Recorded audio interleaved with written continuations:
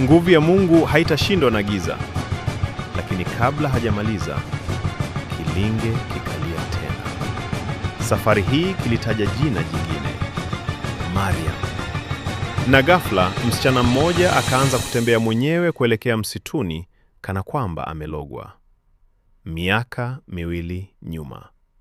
Kijiji cha Mlolo kilikuwa na amani kubwa. Hakukuwa na anayejua siri iliyojificha kwenye mlima wa nyuma ya kijiji. Wazee walikuwa wakisema, usipande mlima baada ya jua kuzama, utasikia kilinge. Lakini vijana hawakuamini. Siku moja watoto walikwenda kuwinda ndege msituni. Ndipo walipoliona kilinge kikubwa cha shaba kilichofungwa kwa minyororo na damu zilizokauka. Na nyuma yake kulikuwa na maandishi, atakayekiita atalisha roho. Usiku huo mtoto mmoja alipotea. Kesho yake jina lake likasikika kwenye kilinge.